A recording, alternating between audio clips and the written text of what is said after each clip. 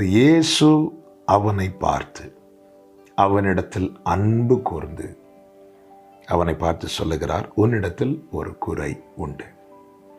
அவனிடத்தில் ஒரு குறையை கர்த்தர் பார்க்கிறார். அதை அவனிடத்திலே சொல்லுகிறார்.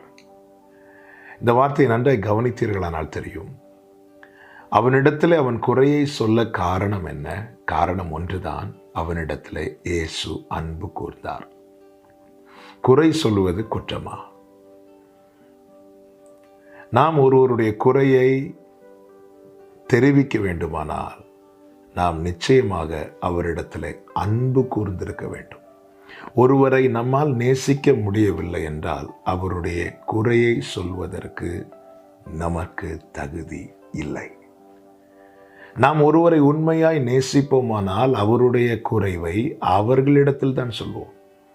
நாம் நேசிக்கவில்லை என்றால் அவர்களுடைய குறைவை நாம் மற்றவர்களிடத்தில் சொல்லுவோம்.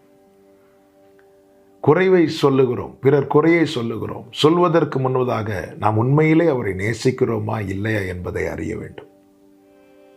நாம் உண்மையிலே நேசிப்போமானால் அவர்களுடைய குறையை நாம் அவர்களிடத்தில் தான் சொல்லுவோம். இங்கே பாருங்கள், இயேசு வைத்து சென்ற மிகப்பெரிய அடிச்சுவடு. அவனை பார்த்து அவனிடத்தில் அன்பு கூர்ந்து அவன் குறையை அவனிடத்தில் சொல்லுகிறார். நான் ஒருவருடைய குறையை பிறரிடத்தில் சொல்லுகிறேன் என்றால் நிச்சயமாய் நான் அவரிடத்தில் அன்பு கூறவில்லை என்று அர்த்தம். நான் அன்பு கூறுவேனானால் அவருடைய குறைவை நான் அவரிடத்தில் சொல்லுவேன்.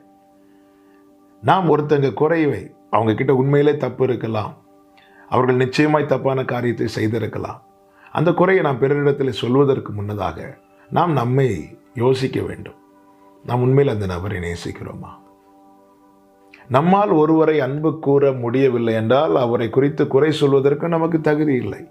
வேதம் இதை தான் நமக்கு ஆரம்பம் முதலே காண்பித்து வருகிறது.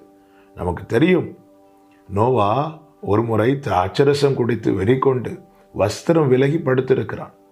அப்பொழுது நோவாவின் 3 குமாரர்கள் ஒருவனாகிய காம் வருகிறான்.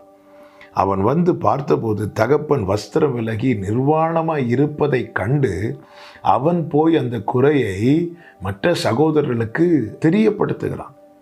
மற்ற சகோதரர்கள் வந்து என்ன செய்கிறார்கள் தெரியுமா? வஸ்திரத்தை கொண்டு வந்து தன் தகப்பனுடைய நிர்வாணத்தை காணாமல் அந்த வஸ்திரத்தை கொண்டு வந்து மூடி போட்டார்கள். 2 பேர் குறையை மூடி போட்டார்கள், அது வெளியே தெரிந்துவிடக்கூடாது என்ற. ஒருவன் தன் தகப்பனுடைய குறையை வெளியே போய் தெரிவிக்கிறான். அப்படி தெரிவித்தவன் மேலே சாபம் விழுந்தது, மூடி போட்டவன் மேலே ஆசீர்வாதம் தங்கினது.